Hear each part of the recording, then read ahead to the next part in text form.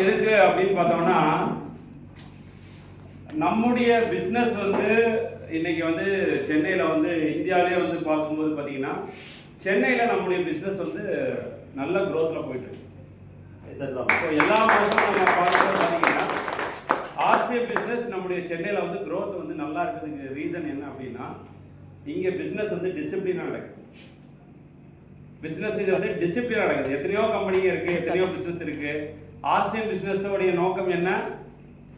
நேர்மையான பிஸ்னஸ் பண்ணுறது தான் ஆர்சிஎம் பிஸ்னஸோட நோக்கம். ஆனால் அதையுமே பார்த்தீங்கன்னா, நேர்மை இல்லாமல் பண்ணுறவங்களும் நிறைய பேர் உள்ளே வராங்க. பட் இன்னைக்கு வரைக்கும் சென்னை பிஸ்னஸ் பார்த்தீங்கன்னா தொடர்ந்து வளர்ச்சி நோக்கி போயிட்டு இருக்கு. அதுவும் நேர்மையான முறையில் பிஸ்னஸ் பண்ணிட்டு. ஸோ அது மிகப்பெரிய விஷயம். ஸோ ஒரு பிஸ்னஸை எப்படி பண்ணுறதுன்னு முக்கியம் இல்லை, அதை எவ்வளோ நேர்மையாக பண்ணுறோமோ அதுதான் அந்த பிஸ்னஸை அடுத்த லெவலுக்கு உங்களை கொண்டு போகிறதுக்கான வாய்ப்பை உருவாக்கி கொடுக்கும். அதை நம்ம கரெக்டாக பண்ணிட்டு இருக்கோம். ஸோ இப்போ ஒய் ஆர்சிஎம், ஏன் ஆர்சிஎம் நம்ம பண்ணணும் அப்படின்னு பார்த்தோம்னா, இன்னைக்கு பார்த்தீங்கன்னா எல்லாருக்குமே வாழ்க்கையில் நீட் இருக்கு. உண்மையா பொய்யா?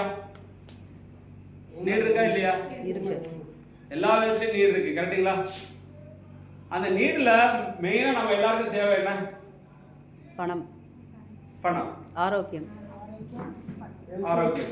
ரெண்டும் கலந்து. அதாவது இந்த டாபிக் போச்சீங்கன்னா எப்படின்னா, கோழில இருந்து முட்டை வந்ததா இல்ல முட்டையில இருந்து கோழி வந்தாங்கிற டாபிக் மாதிரி தான். ஒரு சிலரை கேட்டீங்கன்னா மணிம்பாங்க, ஆனா ஒரு சிலரை கேட்டீங்கன்னா ஹெல்த்தும்பாங்க. ஆனா உண்மை என்னன்னா ரெண்டுமே வேணும். ஏன்னா ஹெல்த் இல்லைன்னா சம்பாதிக்க முடியாது. ஆனா ஹெல்த் இருந்து மணி இல்லைனாலும் கஷ்டம். உங்களால வாழ்க்கையை நீங்க மூவ் பண்ண முடியாது. அப்போ இன்னைக்கு வாழ்க்கையில ஒரு மனிதனுக்கு மிக அத்தியாவசியமானது எது அப்படின்னு பாத்தீங்கன்னா, ஒன்னு மணி, ஒன்னு ஹெல்த். அது எந்த ஏஜாக வேணாலும் இருக்கலாம். இந்த ரெண்டும் ஒரு மனிதனுக்கு மிக மிக முக்கியம்.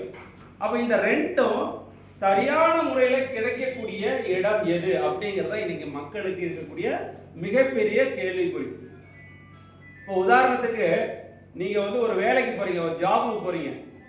அந்த ஜாப்ல உங்களுக்கு வருமானமும் இருக்கு, ஆரோக்கியமும் இருக்கு. எப்போ? நீங்க எங்க இருக்கும்போது. ஜாப்ல நீங்க எங்க இருக்கும்போது என்னது?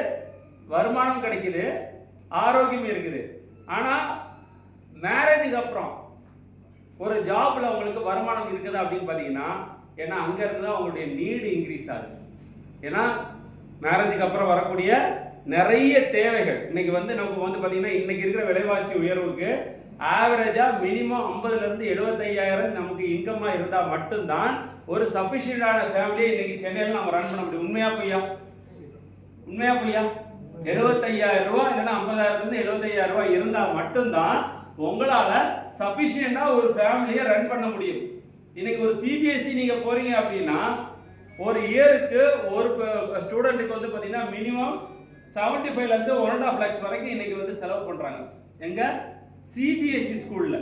அப்ப 2 குழந்தை இருக்கிற வீட்டுல மினிமம் 1.5 ல இருந்து 3 லட்சம் ரூபாய் உங்களுக்கு அந்த இது இருந்தா மட்டும்தான் அந்த குழந்தைகளை சிபிஎஸ்சில படிக்க வைக்க முடியும். இதை தாண்டி இன்டர்நேஷனல் ஸ்கூல்னு ஒன்று இருக்குது, போர்டிங் ஸ்கூல்னு ஒன்று இருக்குது. அப்ப இதுக்கெல்லாம் பாத்தீங்கன்னா இன்னும் அதிகமான நீட் இருக்கு. அப்போ ஜாப்ல இருக்கிறவங்களுக்கு ஒரு மேரேஜுக்கு அப்புறம் பாத்தீங்கன்னா நீட் அதிகமாகும் போது 2 ப்ராப்ளம் வருது. ஒன்னு மணி ப்ராப்ளம் வருது, இன்னொன்னு அவனுடைய ஹெல்த்தும் போயிடுது. என்ன பண்றான்? அவனுக்கு நியர்லி 40 இயர்ஸ் ஸ்டார்ட் ஆயிடுது. 40 இயர்ஸ் ஸ்டார்ட் ஆகும் போது தான் இன்னைக்கு எல்லா வியாதிகளும் நம்ம எல்லாருக்கும் வராங்க. உண்மையா பொய்யா? இன்னைக்கு 40 வயசுல தான் ஹார்ட் அட்டாக் வருது அதிகமா. 40 வயசுல இன்னைக்கு பாத்தீங்கன்னா டயபெட்டிக் அதிகமாகுது. ஸோ ஆரோக்கியமும் கெட்டு போயிடுது, வருமானமும் கம்மியாயிடுது.